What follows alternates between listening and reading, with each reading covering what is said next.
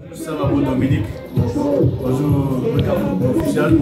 Je suis avec deux grands frères qui ont fait le beau jour du football ivoirien. Nous sommes aujourd'hui le 8 février 2015, jour de la finale de la 30e Coupe d'Afrique des Nations. La Côte d'Ivoire affronte le Ghana et c'est tout à fait normal qu'on se retrouve en famille pour attendre le sac de nos petits frères. Donc on est tenté de vous poser la question tout de suite. Est-ce que la Côte d'Ivoire a réellement des chances de gagner ça? Moi, oui, ils ont tout ce qu'il faut pour gagner. Donc, c'est d'ailleurs de mettre un peu de volonté. Et je pense qu'ils feront le maximum pour rapporter ce trophée. D'accord. Mais,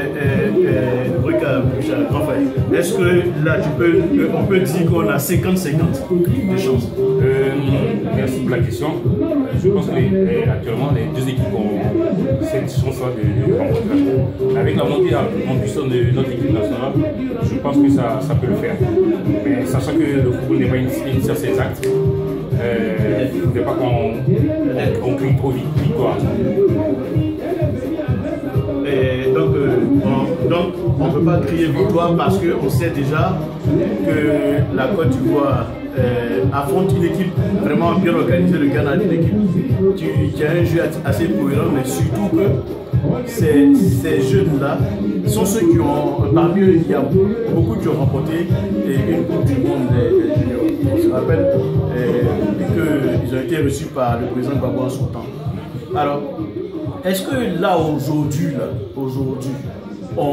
vous en tant qu'ancien footballeur, est-ce qu'il y a quelque chose que vous redoutez réellement dans le jeu et la Côte d'Ivoire vous dit, voilà, la Côte d'Ivoire, parce qu'il y a des choses à changer.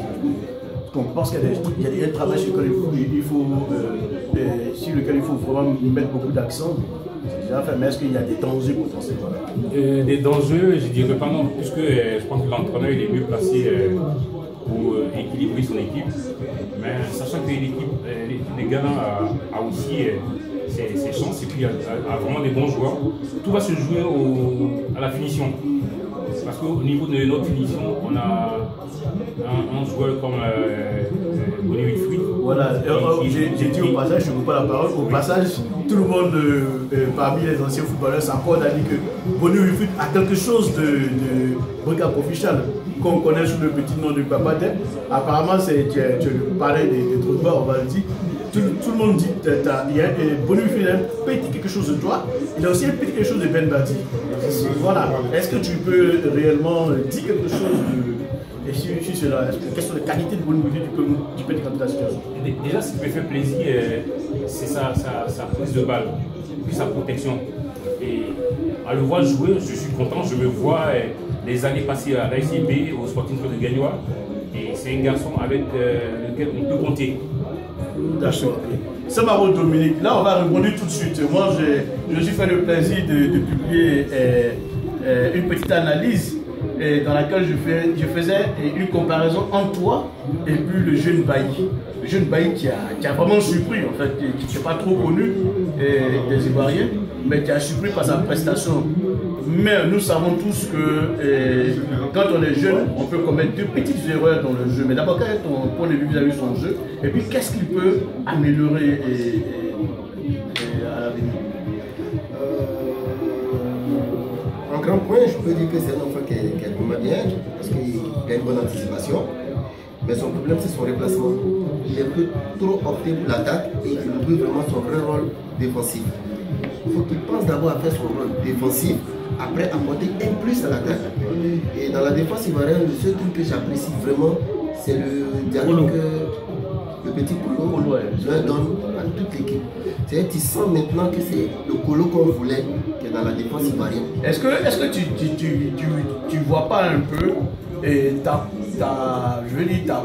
collaboration avec Sekana qui était un peu le grand frère, qui vous positionnait, qui donnait de la voix. Est-ce que tu ne sais pas un peu ce rôle-là que tu es en train de jouer? C'est ce que je dis, parce que dans une défense, s'il n'y a pas de leader, la défense va en vrille. Donc on est obligé d'avoir un leader et Kolo vraiment a pris le type de leader. Vraiment, ça me fait plaisir qu'il replace tout le monde, il quadrille un peu le jeu.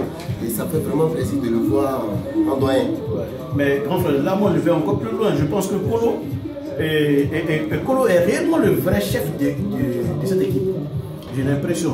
Un chef. Même t'es pas capitaine, mais on dirait que c'est lui vraiment qui porte, qui oriente vraiment l'équipe. Un chef, je dirais, c'est trop. Il est le grand frère, il est le sage. Parce que le chef, c'est trop dit. Je reviens encore pour dire, c'est une équipe, c'est tout le monde.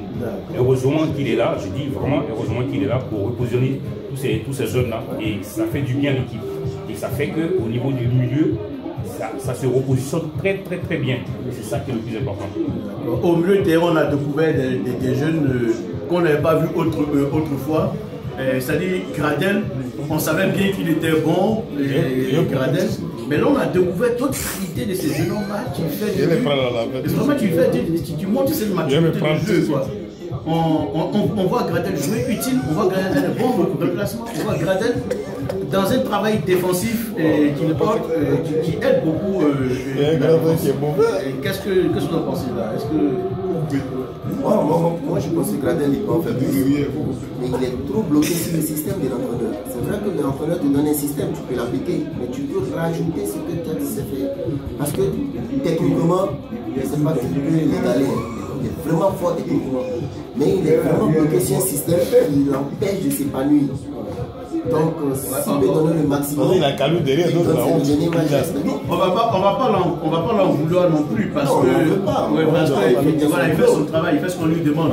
Mais moi j'ai envie de dire que Gradel on va dire, il a un potentiel, comme tu dis, un potentiel à développer, à mettre encore en avant. On pourrait essayer tantôt de le faire jouer un peu comme, on va dire, comme mener le jeu offensif, hein, comme un milieu offensif. Je ne pense pas. Dans l'axe? Non, je ne pense pas. C'est pas vraiment une mauvaise formule. Parce qu'il est toujours porté de l'attaque. Et c'est le mec qui a soif de but. Et donc, son problème, c'est la finition. Et je rejoins mon jeune frère Sam. Son problème, c'est la finition. Il est trop figé sur le système de l'entraîneur. Et ça, c'est bien, mais c'est pas bien. Il faut qu'il parte jusqu'au bout. Mais bon, ok, on parle de la Côte d'Ivoire. Mais comment dirais-je, il n'y a pas que la Côte d'Ivoire dans cette finale. Il y a aussi le Ghana. Le Ghana a des atouts, le Ghana a peut-être aussi quelques petites failles, des petites faiblesses. Comment est-ce qu'on peut prendre cette équipe-là vraiment? Contourner ça. Et moi, je pense qu'on doit se jouer dans le milieu de terrain. Si on gagne la bataille du milieu de terrain, je pense que c'est fait parce qu'eux, ils possèdent beaucoup sur les côtés. Et c'est parce qu'ils ont des ailiers qui sont très adroits et qui reviennent très vite. Et ça, il faut faire attention. Donc, à nous, nos défenseurs, de faire attention, de monter. Parce que eux, ils sont très rapides en contre. Moi, j'ai deux personnes dans le milieu de terrain que j'ai observé. Il s'agit d'Arrois et puis de Assoul un peu sur le côté. Mais il y a l'autre, Moubarak. Et aussi Moubarak. Est-ce que ces deux-là, vous pensez qu'ils pourront faire le poids face au duo Sérédier et Yadouré? Bon, prions à ce que Touré soit dans son bon jour. Parce que cet enfant qu'elle est dans son bon jour, honnêtement, je ne vois pas qui peut le bloquer. Maintenant, si tu es un homme comme Sérédier, pour pouvoir les pousser, les brusquer, à revenir et à faire chacun son rôle, je pense que pour le milieu de terrain, moi, vraiment, je n'ai pas de soucis. Et la satisfaction aujourd'hui avec l'équipe de Côte d'Ivoire, on va dire même la grosse surprise, c'est la montée en puissance du jeune gardien, notre portier, Maurice Sylvain. Est-ce que ça ne vous rappelle pas quelque chose? Le positionnement du jeu, et puis, on va même dire son ascension, ça vous dit quelque chose? Mais déjà, ce qui fait plaisir, c'est que c'est sa présence dans le milieu. Et cette présence a fait que ça galvanise l'arrière. Et ça, c'est le plus important. Pour les gardiens, tout le monde est tranquille dans sa prise de balle. il avait avant, je crois, il y a à peu près 2 ans de cela, il avait des petites difficultés sur les balles aériennes.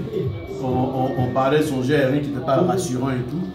Je pense qu'aujourd'hui, il a fait quand même beaucoup de... Il sait pas comment on appelle ça. Beaucoup de progrès. Bon, moi je pense que c'est pas. Moi je suis vieux. Au fur et à mesure, Les poubelles avant. il essaie de lui-même faire son meilleur qu'il part. Qu'est-ce qu'il fait là? Et comme tout joueur, il y a eu des ratés. Et au fur et à mesure, quand il revoit ses matchs, il se dit, mais tiens, il y a ça qui n'a pas marché. C'est au fur et à mesure qu'il essaie de rattraper. Sinon, c'est un bon gardien. Ok, donc qu'est-ce qu'on peut dire? Est-ce qu'on va tous souhaiter bonne chance aux éléphants? Oui, Là, tu as bien fait. Voilà. Oui, bonne chance à l'équipe de la Côte d'Ivoire. Et on peut être sûr quand même d'approcher une nouvelle étoile sur notre maillot. Ah oui, ça c'est sûr. Moi, je dirais les ailes. non, pas. Je dirais c'est ça, parce que le foot n'est pas une science exacte. Okay. Moi, c'est sans réserve. Bon, J'ai confiance à mes enfants et ils feront le maximum pour nous donner. Donc, on dira bonne chance à nos éléphants et puis à tout à l'heure après le match. Le vieux. Qui n'arrête pas de m'amuser. Vous avez fini de parler, vous ne nous avez pas filmé, c'est maintenant vous nous filmez. Et coupe.